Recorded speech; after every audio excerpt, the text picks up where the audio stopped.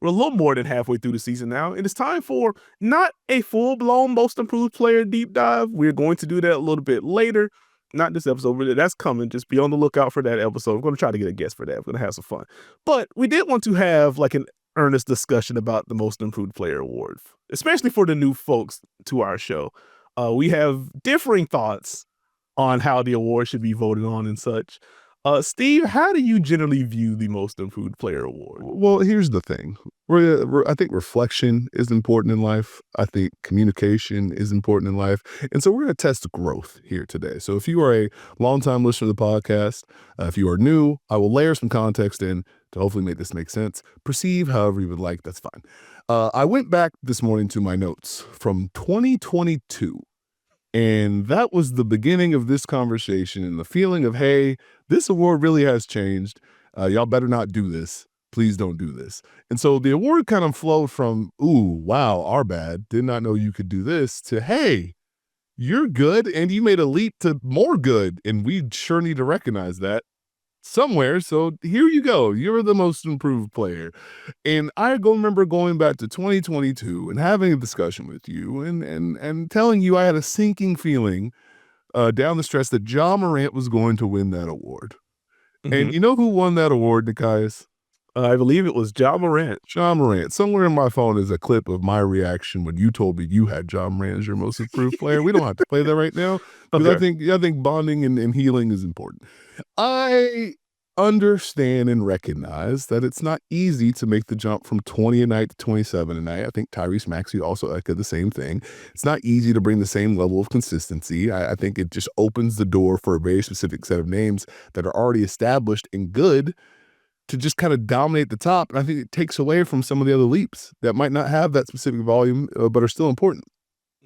Now, last year, with it being Dyson Daniels and then Zubac and then Cade, maybe that restores some order. But I think there's an interesting list of names this year, because somewhere in the world, someone hearing my voice is going to say Jaylen Brown is the most improved player. And I don't agree with that. He's had a great year. He's in a different thing over there. Not here, over there. He's over there. And then now I got to thinking this morning. Okay, so does Jalen Johnson just run away with this thing? You go from 18, 10, and 5 assists to 23 points, 10 rebounds, 8 assists, 9 in, 9 out? Stamp him, that's it? Do you just hand it to Michael Porter Jr.? Going from 18 a night to 25? Does Jalen Duren win this? Going from 12 and 10 to 18 and 11? With improved offense and improved attack, and the Pistons are winning? What do we do with What do we do with Nickeil Alexander-Walker? He had not averaged 10 or more points since like 2021-22, and he's a 20-point-a-night scorer. Does Dylan Brooks sneak in here? Especially with how some people have felt about him at his last two stops. Not only has he helped turn things around in Phoenix, but the defensive effort that he brings, and he's averaging 21 a night. That feels like people that are going to get attention on top of some other names that I haven't even thought of, who may be all-star adjacent. But that takes away, in my opinion, from the Keontae George, who's had an incredible year in Utah, from Ryan Rollins, who has showcased the level of talent we didn't think he had in him consistently. Anthony Black has been a revelation in Orlando. Colin Gillespie, you can even talk Jaime Jaquez, Keyshawn George. Like, there are players that are making consistent leaps that I don't know if they're going to get recognized this year, and I'm a tad bit concerned. I think that's fair. And I'd say, one, I appreciate you for adding that context and allowing us to heal as a podcast. There you go. But second, to the heart of your argument, this is where we diverge a little bit in terms of what the award is, and why I have always consistently recognized, I feel like I am in the minority on this. I think more people, especially more people that are listening to us, feel the way that you do about how the award should be voted on than the way that I feel. But to that end, my main disagreement with how it's looked at is that, as you describe it, it feels more like a who exceeded my expectations award versus who actually improved the most. And I think there is overlap, or there can be overlap to that. But this is where, as you mentioned at the top, I wasn't upset with, I ultimately landed on Ja Morant being most improved, because I thought the leap that he made And I know we had like a back and forth about Ja versus Desmond Bane on the same team that season. But like I thought the leap that he made as the number one option, how everything jumped with more defensive attention and where the Grizzlies went that year, things like that. Like I valued that leap a little bit more. I don't think it is always the star that goes to superstar or the all-star that goes to star or the star that goes to. I don't think that is always going to be the biggest leap or the most impactful leap.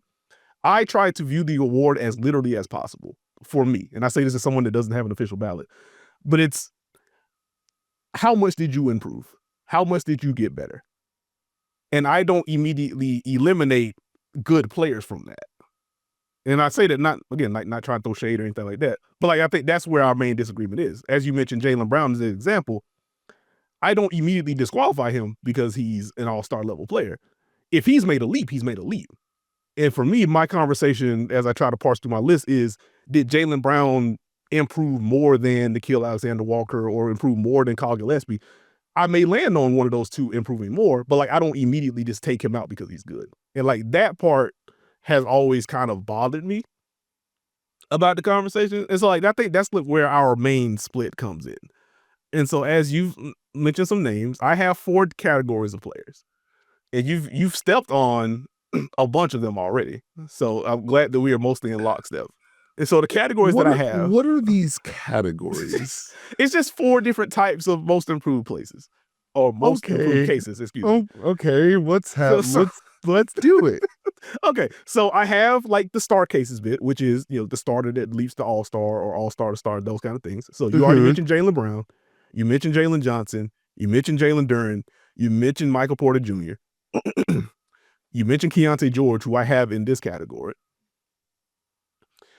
And so other names, just want to ask how you feel about them. Like I know you don't prioritize these overall for this award, so I get that part. But like within this, I didn't mean to cut you off. Is this still the star territory?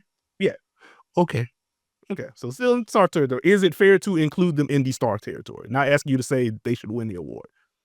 So games played minimum is going to hurt him right now. But Austin Reeves, does that feel like a fair name to add to that type of player making that leap? I don't think Austin Reeves is. I understand because of the leap that he made early this season. Mm-hmm. I think he was pretty good beforehand. Continue. Okay, fair enough. So we got Austin Reeves. Mentioned Tyrese Maxey. Again? Yeah. I already did we did the Tyrese Maxey thing, didn't we? He's taking another leap, but the name worth writing down in the star division. Denny Avdia, who's probably going to make the All-Star team this year, but has made a pretty massive leap. Played well, didn't close out last year, but like this is sustained.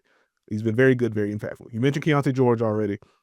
If you mentioned Jaylen Brown, we also just did a breakdown on Anthony Edwards, who's having like easily the best scoring season of his career and has expanded in the middle of the floor in particular. Decision making gotten better. Steve has the wow face. He's like, I can't believe. Continue. That you brought him up. Okay. So these will be like, if you are building a case for a star level player or all-star level player, those would be the names that I would be thinking about in that case. So then we get into this next category. You got your mid-tier leaps, role players or low-level starters that have bumped into like legitimate impact guys, right? So that's where I have Nickeil Alexander-Walker. That's where I have Jaime Jaquez Jr., who you already mentioned. You mentioned Ryan Rollins as well. And like Ryan Rollins was an interesting person for me to place within my own categories. I instantly landed with him. And like the next category is going to be like the where did you come from, which is more so like what you were talking about at the beginning. Like I didn't know you could do all that type beat. I almost had Ryan Rollins there, but like he did start like 19 games or 13 games or so to close out last regular season. Like he was in Milwaukee's rotation to close the year. So it's not super new. But like obviously the role has been different and he has played very well this season. And that's also where I have Anthony Black, another guy that you mentioned. Would there be anyone else that you would add to that kind of like mid-tier list? No, it sounds great. Okay. It sounds great. And so in the where'd you come from division, like I think Colin Gillespie just kind of signifies what this is. Good. And not that he got a little bit of playing time last year, but he has just turned himself into just a solid point guard offensively, incredible shooter this year. Pesky defensively, teams do still try to put him in action. It's him and a bunch of other good defenders on the floor, so naturally, let's get after him. But like, he feels like the guy. And then in the final category, I have generally been year 3 or more. But like logically, if I am of the mind the award is who improved the most, like in a literal sense, I probably should not exclude year two guys. And so, as far as the year two guys concerned, some names that I had down in that segment: Alex R. in Washington, Stephon Castle in San Antonio, Matas Buzelis, more efficient inside the arc. The defense has been solid, starting to pass the ball a little bit more, which is exciting to me. We'll see where the shooting lands. Khalil Ware, though, that clearly depends on what night you catch him on at this point, because Eric Spoelstra had some things to say following the game against the Boston Celtics. So we'll see, but has generally been good this year for Miami. Keyshawn George, also in Washington. Another year two guy making an impact. And I wanted to mention him in the first segment, but we were flowing. AJ Mitchell, Steve. There it is. AJ Mitchell, during his win streak, 17-4-4, plus 57 in 151 minutes. The Thunder have won his minutes in all 5 of these games. They are 30-2 when they win the AJ Mitchell minutes. Now, this is a very good team, so like you can take that stat with a grain of salt if you want, but he's been impactful often if they win when he plays well. He's been one of the better drivers in the league this year, and especially during this win streak. On the year, the Thunder are outscoring teams by over 20 points per 100 possessions with him and Shea on the floor together. It's like plus 14 with Shea on without AJ Mitchell. It's plus 12 with AJ Mitchell on without Shea. So it's not even like he's just a Shea merchant in getting buckets that way. His drives and his overall shot creation has been very important for this group. So like those would be some of the year two guys, if I'm going to consider them, that I would be looking at for this discussion. Are those names fair? Would you take anyone off? Is there anyone you would add? Fantastic job. And so salute to you for building the Nekias top 50 in this award. Well done. Much appreciated. We all appreciate what you do. We did it as a podcast, as a group, together. I do have one question though. Okie dokie. So Tyrese Maxey was 6th in the award in 21-22 and won the award in 23-24. How much more improving are we giving him credit for?